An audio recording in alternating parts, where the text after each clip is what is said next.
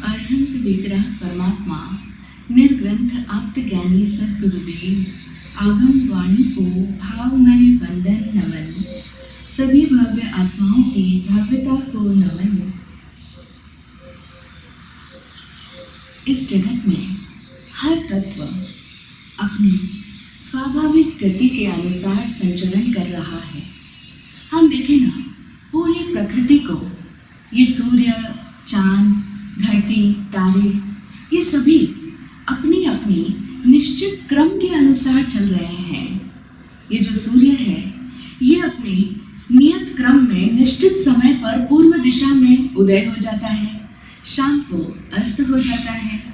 इसी तरह से चंद्रमा का भी उदय होता है और नियत समय पर अस्त भी हो जाता है। कभी चंद्रमा बढ़ता है, कभी घटता है। इसी तरीके से ये धरती भी अपने एक निश्चित कक्षा के अंदर अपनी धुरी पर और सूर्य के चारों ओर घूम रही है, चक्कर लगा रही है। ये नदियाँ समुद्र की दिशा में लगातार बहती चली जा रही है। ये फूल अपनी स्वभाव के अनुसार खिल जाते हैं। यानी ये सब कितना व्यवस्थित रूप से गतिमान है। पूरी प्रकृति का हर तत्व अपने अपने स्वभाव में होने से इस जगत के लिए सहकारी हो रहा है, सहयोगी हो रहा है। उनके इस तरह से निश्चित क्रम में गतिमान होने से कितना सहयोग मिल रहा है इस पूरे जगत को, इस पूरी प्रकृति को, प्रकृति की व्यवस्था में, इस जगत के संतुलन में। इन सभी का सहकार है, सहयोग है। क्योंकि हम कभी कल्पना भी नहीं कर सकते कि अगर कभी सूर्योदय ना हो तो क्या होगा। पूरा जगत अंधकार से घिर जाएगा, समस्त जगत के अंदर अंधकार छा जाएगा। वैज्ञानिक कहते हैं कि अगर कभी किसी दिन कल्पना करें कि किसी दिन वो हमसे करोड़ों मील दूर जो सूर्य है वो अगर वहाँ ठंडा पड़ जाए तो यहाँ पृथ्वी पर हम सभी का जीवन भी ठंडा हो जाएगा, यानी हमारा जीवन भी समाप्त हो जाएगा।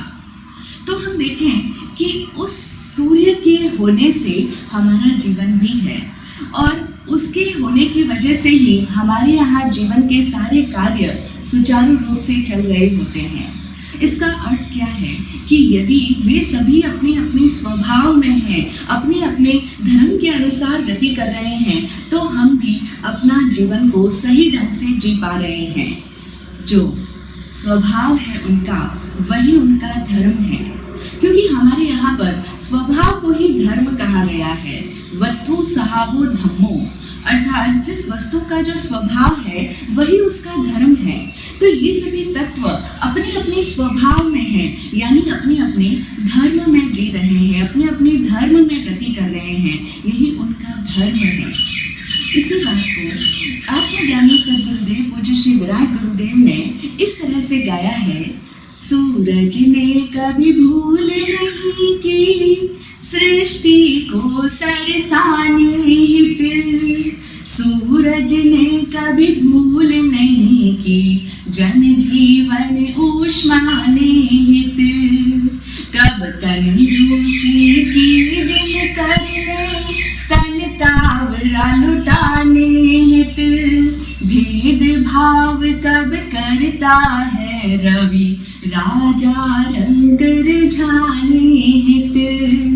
उठ सुधार अपनी ही भूले, फिर हर क्षण आनंद अगणित। वह पुरुषार्थ विशुद्ध पुनित, वह पुरुषार्थ विशुद्ध पुनित। सूरज ने कभी भूल नहीं की सृष्टि को सरसाने हित। सूर्य की कृपा से ही तो ये सारा जगत फल फूल रहा है, ये पूरी सृष्टि सरसा रही है, लहलहा रही है। और सूरज ने कभी भूल नहीं की जन जीवन ऊष्माने हित। यहाँ इस जन जीवन को, हम सभी को जो ऊष्मा मिल रही है, जो गर्मी मिल रही है, वो सूर्य से ही तो प्राप्त हो रही है। हमारा पूरा जीवन सूर्य से ही मिल रहा है। और कब कंजूसी की दिनकर ने तन तावरा लुटाने हित। सूर्य ने कब कंजूसी की कि वो अपनी धूप, अपनी ऊष्मा, अपना ताप किसी को तो देगा और किसी को नहीं देगा। भेदभाव कब करता है रवि राजा रंग रिझाने हित। ये जो रवि है, सूर्य है, ये कब भला भेदभाव करता है कि मैं राजा के यहाँ तो अपनी रोशनी को लुटाऊं और कोई अगर रंग है, गरीब है, अमीर नहीं है तो उसके यहाँ पर मैं ना चमकूं, मैं अपनी रोशनी ना बिखेरूं, मैं अपना प्रकाश ना बांटूं। इस तरह का कोई भेदभाव उसमें नहीं है, प्रकृति के किसी भी तत्व में नहीं है। ना ही चंद्रमा भेदभाव करता है, ना ही ये नदियां इस तरह से सोचती है कि मेरा पानी इसे तो पीने को मिले और इसे ना मिले। अथवा फूल ये नहीं सोचता कि मैं मेरी सुगंधी इस पर्टिकुलर व्यक्ति के आने पर तो बिखेरूं और यदि कोई मेरा चहेता नहीं है तो मैं उसके लिए अपनी सुगंधी ना बिखेरूं। नहीं, ये सारे तत्व कभी भी इस तरह से विभाव में नहीं जाते। ये जो भेदभाव करना है ये उनका विभाव है, लेकिन वो इस तरह का भेदभाव नहीं करते, वो विभाव में नहीं जाते। वो हमेशा अपने स्वभाव में जुड़ते हैं, वो हमेशा अपने सत्य में गतिमान कर रहते हैं। इसीलिए वेदों में इन्हें ऋत कहा गया है, क्योंकि ये सत्यमय है, ये सत्य में जी रहे हैं, ये अपने स्वभाव में है, ये अपने धर्म में है। और इसी कारण से वेदों में इन प्राकृत शक्तियों की महिमा का गान किया गया है, इनकी पूजा अर्चना की गई है, क्योंकि ये नृत्य है, ये सत्य है, ये स्वभाव में है, ये अपने धर्म में है। बस अगर कोई इस प्रकृति में, अपने स्वभाव में या अपने धर्म में नहीं है तो वह है इंसान, यानी हम लोग ही एक ऐसे हैं जो अपने स्वभाव में नहीं जीते, अपने धर्म में नहीं हैं। हम लोग सदा ही विभाव में जी रहे हैं, हम हमेशा विभावों में गति कर रहे हैं। कैसे? ये जो भेदभाव है, तेरा और मेरा का भाव है, यही तो हमारा विभाव है। जब जीव राग और द्वेष के भावों में चला जाता है तो वह विभाव में चला जाता है। ये हम सब की वैभाविक अवस्था है, राग द्वेष की अवस्था, क्रोध, मान, माया, लोभ की अवस्था, अहंकार में जाना, ये सभी हमारा वैभाविक पर्याय है, हमारी विभाव की दशा है। और हम हमेशा ही इसी तरह से विभाव में जी रहे हैं, विभाव में गति कर रहे हैं। और इसी कारण से मैं, मेरा, तेरा, इन सब में रहने के कारण से हम अपने स्वभाव से च्युत हो गए हैं और हम अपने धर्म से भटक गए हैं।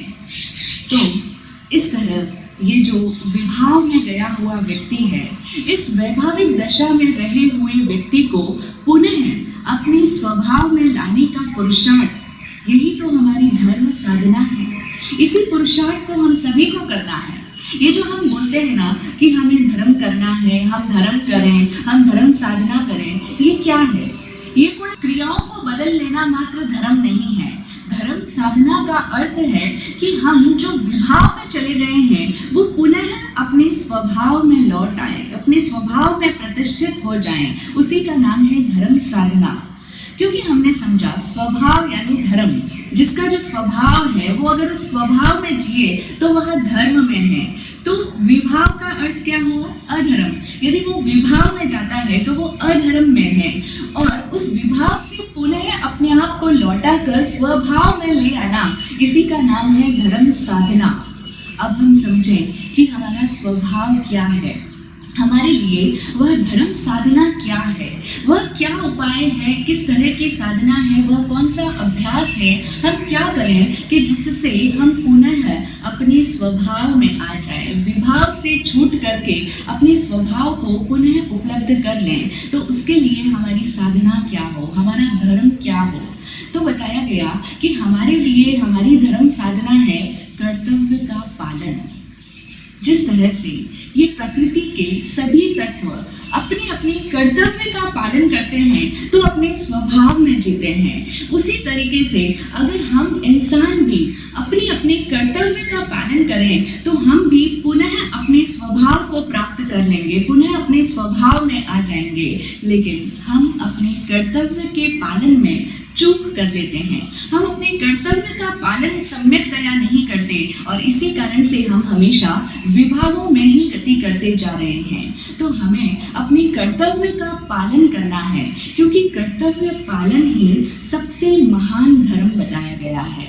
हमारे लिए प्राथमिक स्तर पर धर्म की परिभाषा यही है कि हम अपने कर्तव्य का पालन करें। इसीलिए हम लोग तो प्रतिदिन प्रातःकाल की प्रार्थना में इस तरह से बोलते हैं कि हे उपकारी अनंत विराट, इस जगत की ये समस्त शक्तियाँ आपकी आज्ञापरायणता और कर्तव्य निष्ठा को सतत नमन हो। यानी हम इस जगत की ये जितनी भी शक्तियाँ हैं, प्राकृतिक शक्तियाँ हैं, उन सभी की आज्ञापरायणता को और कर्तव्य निष्ठा को नमस्कार करते हैं और साथ ही सद्गुरु से प्रार्थना करते हैं कि आपकी कृपा से हमारे भीतर भी ये गुण डेवलप हो, हम भी आज्ञापरायण और कर्तव्य निष्ठ बने। हम सभी को भी कर्तव्य निष्ठ होने की आवश्यकता है। यदि हम भी अपनी कर्तव्य को निष्ठा से पालन करें तो हम सब भी अपने स्वभाव को उपलब्ध कर पाएंगे। और हम सभी का कोई ना कोई कर्तव्य तो है ही, नहीं है क्या? हम सबको कोई ना कोई कर्तव्य नहीं मिले हुए हैं? हम सभी का कोई ना कोई कर्तव्य तो है ही। क्यों है हमारा कोई ना कोई कर्तव्य? क्योंकि हम सभी के पास में कोई ना कोई पद है। और ये तो हम सभी जानते ही हैं कि जिसके पास में कोई भी तरह का पद होता है उसका कर्तव्य भी होता है, उसका दायित्व भी बनता है। तो जिसके पास में पद है उसका कर्तव्य है और हम सभी के पास में यहाँ कोई ना कोई पद है ही। हम सभी लोग पदस्थ हैं, हम सभी किसी न किसी पद पर विराजमान हुए हैं। किस तरह से? क्या नहीं है हम पद पर? क्या आपके पास में कोई पद नहीं है? अगर मोटे तौर पर आप देखेंगे तो कहेंगे नहीं, मेरे पास तो कोई भी पद नहीं है, ना तो मैं किसी संस्था, सोसाइटी या किसी ऑर्गेनाइजेशन का हेड हूँ, ना ही मैं किसी संस्था में अध्यक्ष हूँ, ना ही प्रधान हूँ, ना मंत्री हूँ, ना ही मैं किसी ट्रस्ट में ट्रस्टी हूँ या अथवा मेंबर हूँ। फिर मुझे कौन सा पद मिला हुआ है? मैं तो एक साधारण सा इंसान हूँ, मेरे पास में कोई भी तरह का पद नहीं है। लेकिन ऐसी बात नहीं है, हम सबके पास कोई ना कोई पद है। हम सभी यहाँ पर पदस्थ ही हैं। कैसे पदस्थ हैं? जरा गहराई से विचार करें कि हम सभी को कोई ना कोई पद मिला हुआ है। अगर आप माँ हैं तो क्या माँ होना एक पद नहीं है? अगर आप पिता हैं तो क्या पिता होना एक पदवी नहीं है, एक पोस्ट नहीं है? अच्छा चलो, अगर हम पेरेंट्स नहीं हैं, माँ अथवा पिता नहीं हैं, तो हम पुत्र तो हैं, पुत्री तो है, हम किसी की संतान तो है। तो क्या संतान होना अपने आप में कोई पद नहीं है? है ना? जिस दिन से हमने इस संसार में जन्म लिया है उसी दिन से हमें बहुत सारे रिश्ते मिल गए हैं और उसी दिन से हमें बहुत सारे पद प्राप्त हो गए हैं। क्योंकि अब हम किसी के पौत्र हैं, हम किसी के पुत्र हैं, हम किसी के भाई हैं, हम किसी के भतीजा हैं। इसीलिए हम देखें, हर व्यक्ति किसी न किसी रिश्तों में है और हर रिश्ता एक पद है, एक पोस्ट है। हमें वो संज्ञा प्राप्त हो गई कि अब हम उनके पौत्र हैं, अब हम उनके पुत्र हैं। तो इस तरह से अब हमें वो जो पदवी प्राप्त हुई है, इस कारण से हम कहते हैं कि हम सभी पदासीन हैं, हम सभी यहाँ पर पदस्थ हैं। कोई भी इस दुनिया में अपदस्थ नहीं है। अपदस्थ तो वैसे भी कोई होना भी नहीं चाहता है। तो यहाँ हम सभी पदस्थ ही हैं, हम सभी पदासीन हैं, पद पर विराजमान हैं। इसीलिए हम कभी भी ये न सोचें कि मेरी तो कोई जिम्मेदारी है ही नहीं, मुझे तो कोई भी कर्तव्य नहीं मिला हुआ है, मैं कुछ भी नहीं करूँगा, मेरा कोई दायित्व नहीं बनता है। नहीं, ऐसा बिल्कुल भी नहीं है। अगर हमने कोई ना कोई पद संभाला है, अगर हम किसी न किसी रिश्ते में हैं, क्योंकि अगर कोई इस तरह के रिश्ते में नहीं है, अगर कोई धार्मिक भी हो जाए तो वहाँ पर भी वो श्रावक है। ये श्रावक होना भी तो एक पद है। अथवा गृहस्थ धर्म का त्याग करके कोई साधु हो गया तो वह साधु है, साधु होना भी तो एक पद है। नमो लोए सव साहुणम, तो ये साधु भी उसका एक पद है और इसीलिए हर पद के साथ उसका अपना दायित्व है। तो हम ये कभी भी ना समझें, ये भूल कभी भी ना करें कि मेरा तो कोई कर्तव्य है ही नहीं। हम सबको स्वाभाविक रूप से ही कोई ना कोई पद मिला हुआ है। ऐसा नहीं है कि ये हमारे ऊपर कोई जबरदस्ती डाला गया है, हमें कोई जबरदस्ती उत्तरदायित्व सौंपा गया है, किसी जिम्मेदारी के बोझ से हम लदे हुए हैं। नहीं, स्वाभाविक रूप से हम सबका कोई ना कोई कर्तव्य है ही। बाय डिफॉल्ट हमें अपना कर्तव्य दिया हुआ ही है। हमारा कर्तव्य हमारे इस पद के साथ ही निर्धारित हो गया है। इसीलिए तो हर संतान का ये दायित्व होता है कि वो अपने माता पिता की सेवा करे। ठीक इसी तरह से हर माता पिता का ये दायित्व बनता है, जिस दिन से वो अब माता पिता बने हैं, अब वो सामान्य स्त्री और पुरुष नहीं रहे, संतान को जन्म देकर के अब उन्होंने एक पदवी प्राप्त कर ली, माँ की, पिता की। तो जिस दिन से वो माँ पिता हुए हैं, उसी दिन से उनका दायित्व बन जाता है कि वो अपनी संतान का लालन पालन अच्छी तरह से करे, उनको अच्छे संस्कार दे, उन्हें योग्य बनाए, उन्हें एक अच्छा इंसान बनाए। क्या ये उनका कर्तव्य नहीं है? हर माँ पिता का ये कर्तव्य है अपने संतान के प्रति, और संतान का भी कर्तव्य है कि वह भी योग्य होकर के अपने माता पिता का नाम रोशन करे। और फिर अपेक्षा भी हो जाती है ना, हर माँ पिता को ये अपेक्षा होती है कि मेरा पुत्र सपूत निकले, मेरे नाम को रोशन करे। इस तरह से हर पद के साथ में दायित्व आता है। हर व्यक्ति को ये अपेक्षा हो जाती है। क्यों हो जाती है? क्योंकि उसका वो कर्तव्य है, और यदि वो अपने कर्तव्य का पालन नहीं करता है तो सभी के लिए एक दुख का कारण बन जाता है। तो हम देखें कि हर व्यक्ति का पद है, भाई है तो उसका भी अपना कर्तव्य है, बहन के प्रति है, अगर कोई पति है अथवा पत्नी है तो उन सब का भी अपना अपना उत्तरदायित्व है, क्योंकि ये पोस्ट मिल चुकी है। अब उनको अपने पति धर्म का निर्वाह करना है।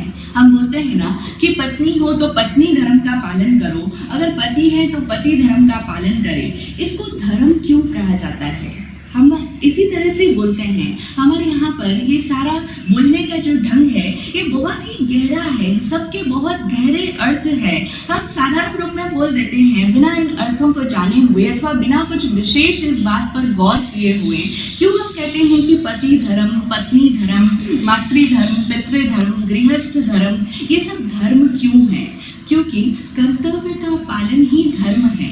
अगर हम इस तरह की पोस्ट पर रहते हुए अपने कर्तव्य का सही प्रकार से पालन करते हैं तो इसका अर्थ हुआ कि हम अपने धर्म का पालन कर रहे हैं। और अगर हम कर्तव्य पालन में चूक कर देते हैं तो हम अपने धर्म से चूक कर रहे हैं, अपने धर्म से च्युत हो रहे हैं। और यही तो स्थिति आज हो रही है।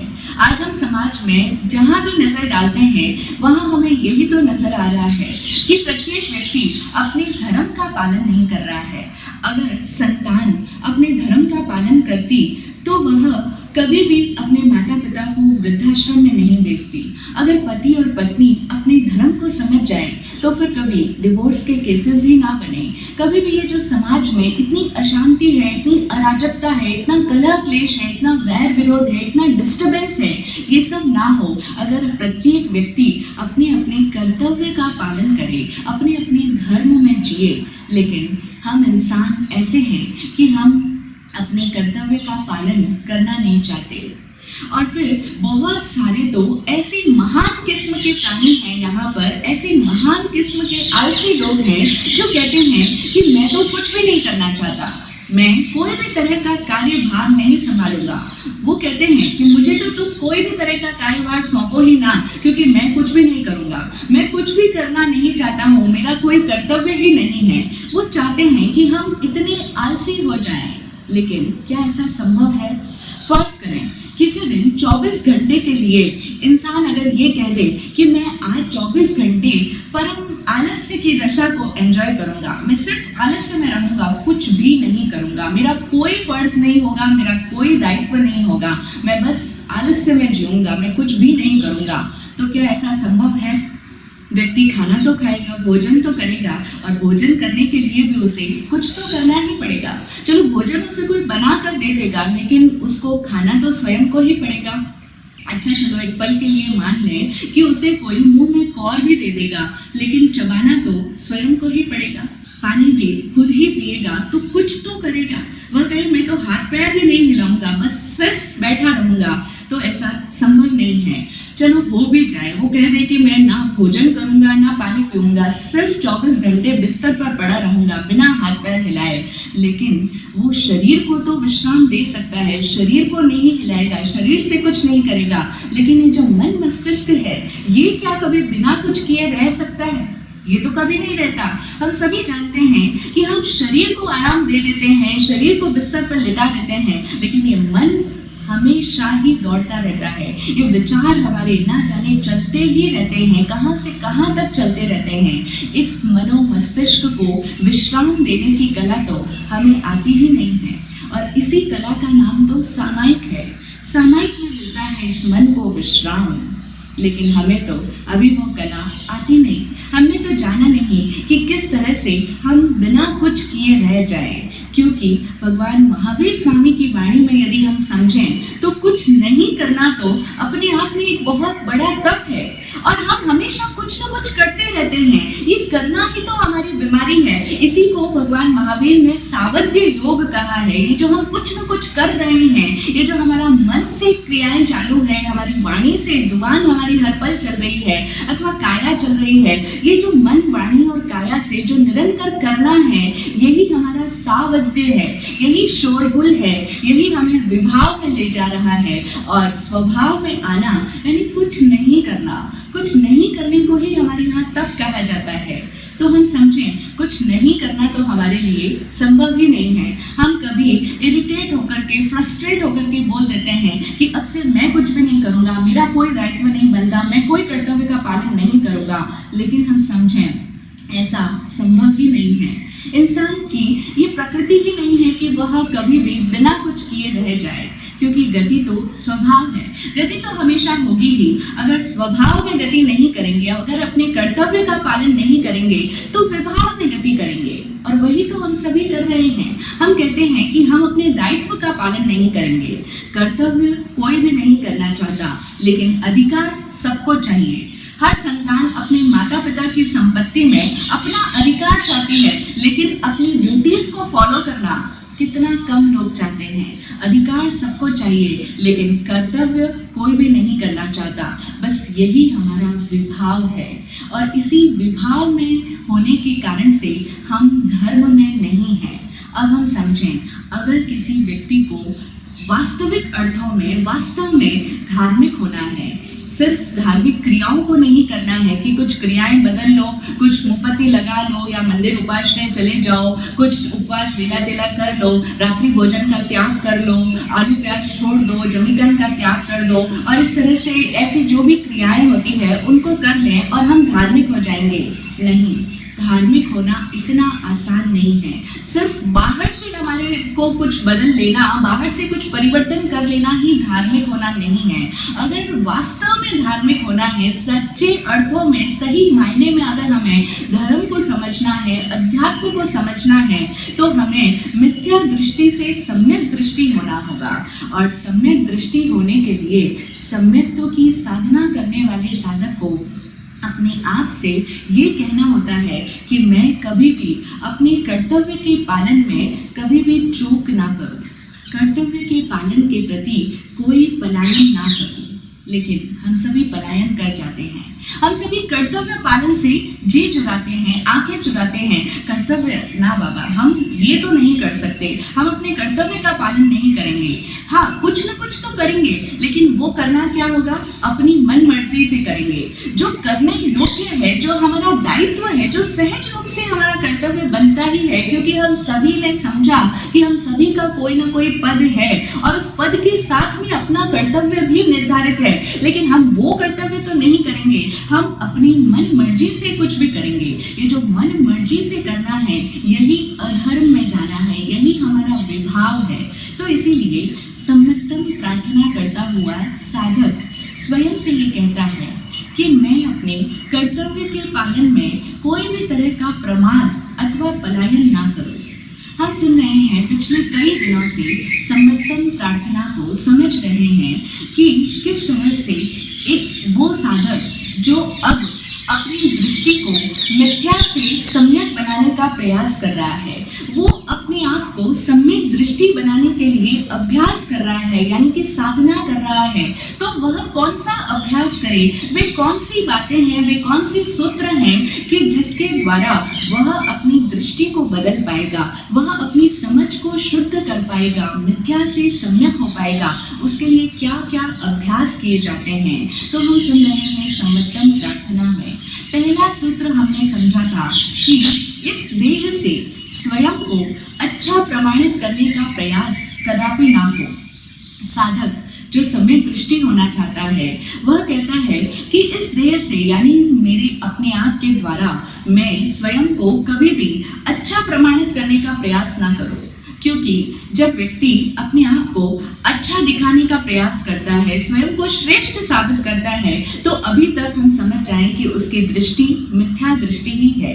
एक सम्यक दृष्टि व्यक्ति कभी भी स्वयं को बड़ा, महान, सही, श्रेष्ठ, सुपीरियर ये कभी भी दिखाने का प्रयास नहीं करेगा।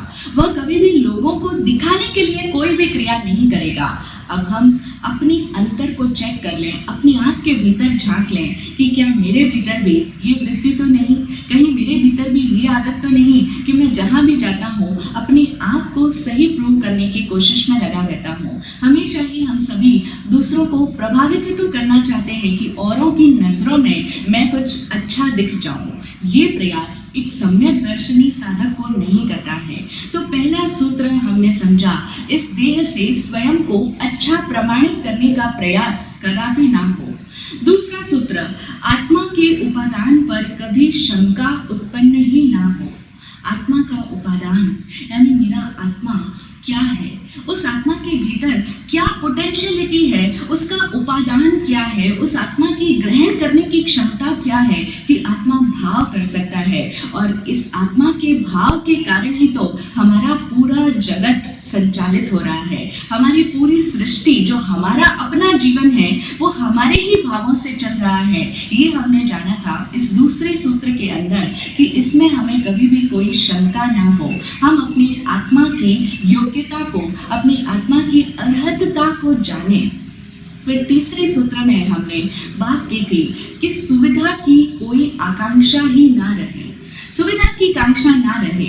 जो व्यक्ति अभी तक सुविधाओं के लिए ही हमेशा लालायित रहता है, हमेशा उसे कंफर्ट्स चाहिए और चाहिए और चाहिए, ये भी मिल जाए, वो भी मिल जाए, मुझे अपने शरीर को कोई कष्ट नहीं चाहिए, मैं ज़्यादा से ज़्यादा ऐशो आराम के साधन अर्जित कर लूँ, सुख सुविधाओं को प्राप्त कर लूँ। जितना व्यक्ति सुख सुविधाशील है, सुविधाओं की चाहना कर रहा है, वह अभी तक मिथ्या दृष्टि है। और हमें अब अपनी दृष्टि को बदलना है, क्रियाओं को नहीं बदलना है, अपनी समझ को बदलना है, सही मायने में धार्मिक होना है। तो हम इन तीन सूत्रों को समझ रहे हैं कि हमें इस सुविधा की आकांक्षा ना रहे। आज दिन तक रही, आज दिन तक हम शंकाशील रहे, कांक्षा युक्त रहे, लेकिन अब से हम इस तरह से प्रतिदिन ये सम्मितम प्रार्थना कर करके अपने आप को ये टकोरेंगे, अपने आप से ये कहेंगे, अपने आप को इस बात के लिए जागृत करेंगे, अवेयर करेंगे कि सुविधा की कोई कांक्षा ही ना रहे। अब से मैं सुविधा की चाहना ना करूं। विराट गुरुदेव ने सही प्रकार से जीवन जीने के 3 सूत्र हमें दिए। अगर एक व्यक्ति अपने जीवन को जीते हुए मुक्ति को पाना चाहता है, मोक्ष का अभिलाषी है, जो कि हम सभी लोग कहते हैं कि हम सभी मोक्ष पाना चाहते हैं। हर व्यक्ति, किसी से भी पूछो, धार्मिक क्षेत्र में जो भी आया है उसे पूछो आपका लक्ष्य क्या है, तो कह देगा मुक्ति पाना, हमें उस मोक्ष में जाना है। लेकिन हम बिना सोचे समझे इस बात को कह तो देते हैं, लेकिन जानते नहीं कि मुक्त हुआ कैसे जाता है। तो जो व्यक्ति मुक्त होने की अभिलाषा रखता है और मुक्ति तो छोड़ो, अपने इस जीवन को भी सम्यक प्रकार से जीना चाहता है, सम्यक प्रकार से जीवन जीने के 3 सूत्र उन्होंने हमें प्रदान किए। जिसमें पहला सूत्र उन्होंने बताया कि सुविधा के संदर्भ में पहले आप, हमारा दृष्टिकोण कैसा होना चाहिए इस जीवन को जीते हुए कि जिससे हमारा जीवन बहुत ही अच्छा हो जाए, हमारे चारित्र की विशुद्धि हो जाए। कोई सा भी चारित्र हो, चारित्र से हम सिर्फ ये ना समझें कि जो साधु बन गया उसका ही चारित्र है। जो भी व्यक्ति जिस भी भूमिका में है, जिस भी तरह के पद पर वो है, अगर वो श्रावक धर्म को निभा रहा है, श्रावक की भूमिका में है, तो उसका भी अपना एक चारित्र है, देश चारित्र है। हर व्यक्ति का अपना एक व्यवहार तो होता ही है, अपना एक बिहेवियरल पैटर्न होता है। तो अपनी चारित्र की शुद्धि के लिए 3 प्रकार की बातों को हमें समझना है। हमारी दृष्टि कैसी हो? तो पहली दृष्टि कि सुविधा के संदर्भ में पहले आप। दूसरा सूत्र कहता है सेवा के संदर्भ में पहले मैं, और तीसरा सूत्र है मनोरंजन के संदर्भ में हम सब।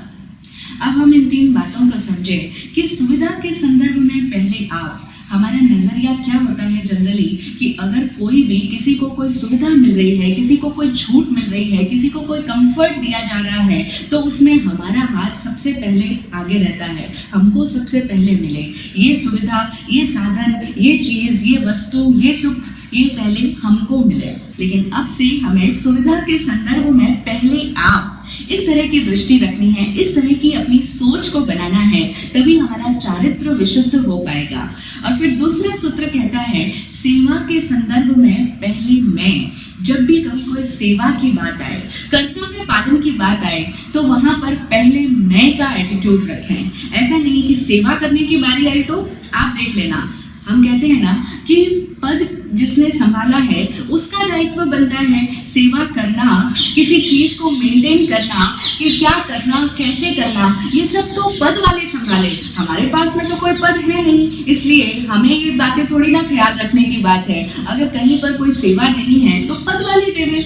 हम हमेशा ही पद वालों के ऊपर दायित्व को आरोपित कर देते हैं, लेकिन हम समझें कि क्या हम पदस्थ नहीं है, हमारा भी तो पद बनता है। तो हमेशा हमारी दृष्टि कैसी हो? सेवा के संदर्भ में पहले मैं।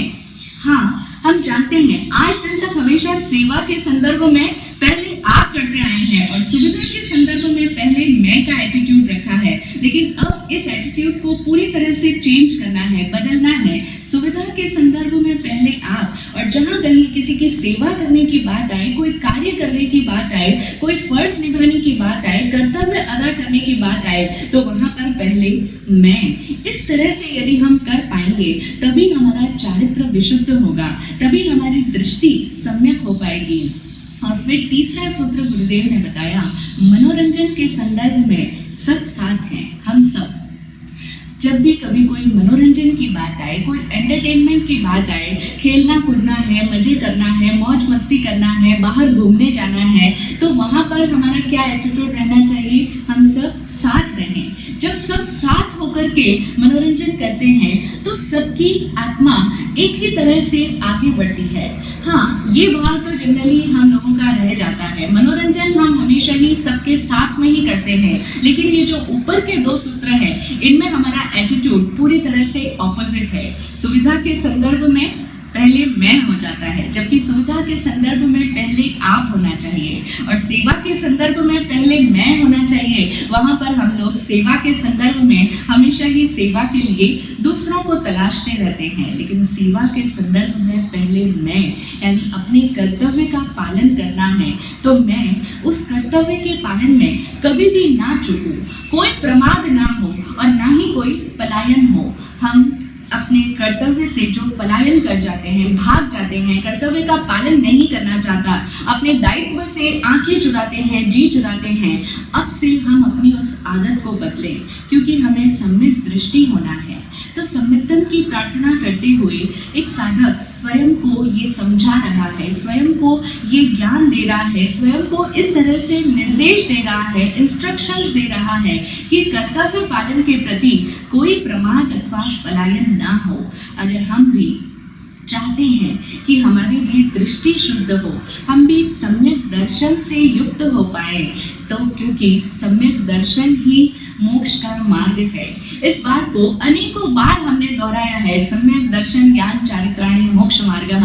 सम्यक दर्शन ज्ञान और चारित्र ही मोक्ष का मार्ग है, लेकिन हमने सम्यक दर्शन, सम्यक ज्ञान और सम्यक चारित्र को बड़ा सस्ता बना लिया कि सम्यक दर्शन माने क्या कि देव गुरु और धर्म के प्रति आस्था रखो। तो हमने मान लिया कि वितराग हमारे देव है, निर्ग्रंथ हमारे गुरु है और सद्धर्म हमारा धर्म है, तो बस मान लेने मात्र से हमारी दृष्टि सम्यक हो गई?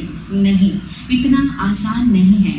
अपनी दृष्टि को सिर्फ मान लेने मात्र से सम्यक बना पाना ये संभव ही नहीं है। हमें अपनी पूरी सोच को, अपने पूरे पैटर्न को चेंज करना होगा। हमारी दृष्टि, हमारा दृष्टिकोण ही जो मिथ्या बना हुआ है, जो निरंतर सुविधाओं की कामना करता है, जो निरंतर शंकाशील है, अपनी आत्मा के उपादान को भी जानता ही नहीं है, हमेशा ही दूसरों को प्रभावित करने का प्रयास करता रहता है, तो तब तक हम सम्यक दृष्टि युक्त नहीं हो पाएंगे। हम सम्यक्तम प्रार्थना को समझें कि सम्यक दर्शन कहते किसको हैं और किस तरह से हम सम्यक दर्शन संपन्न हो सकते हैं, क्योंकि ये सम्यक दर्शन ही है जो कि धर्म की नींव है, धर्म की फाउंडेशन है। अगर सम्यक दृष्टि ही नहीं हुई तो फिर हम धर्म की बातें भले कितनी भी कर लें, लेकिन वो सिर्फ बातें ही रहेगी।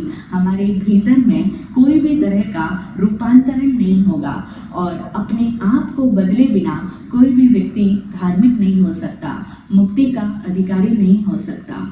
तो ये जो मोक्ष मार्ग है, सम्यक दर्शन, ज्ञान और चारित्र, इसी की हम बात कर रहे हैं कि कैसे हम सम्यक दर्शन युक्त हो जाएं, कैसे हमारी दृष्टि मिथ्या से सम्यक हो जाए और कैसे हमारा चारित्र शुद्ध हो जाए। तो चारित्र की विशुद्धि के लिए 3 सूत्र हमने समझे और सम्यक्तम प्रार्थना का ये चौथा सूत्र हमने जाना कि कर्तव्य पालन के प्रति कोई प्रमाद अथवा पलायन ना हो। तो अब से हम भी यदि चाहें तो अपने आप को इस तरह से निर्देशित कर सकते हैं कि मैं अपने कर्तव्य के पालन में कभी भी प्रमादित ना हो, कभी भी पलायन ना करूं, कभी भी कर्तव्य पालन से, दायित्व पालन से मुंह ना चुराऊं। इस तरह से यदि हम भी ये भाव भी करेंगे, ये एक भाव भी अपने भीतर डाल देंगे, तो निश्चित रूप से हमारे अंदर बदलाव आएगा। हम अपने धर्म में जिएंगे, हम अपने स्वभाव की ओर उन्मुख हो पाएंगे और हम सभी अपने स्वभाव में प्रतिष्ठित हो पाए, अपने स्वभाव को उपलब्ध हो पाए, विभागों से अपने आप को लौटाकर अपने स्वभाव में स्थित कर पाए। इसीलिए तो हम इस पर्यूषण की धर्म साधना को, धर्म आराधना को कर रहे हैं। आज इतना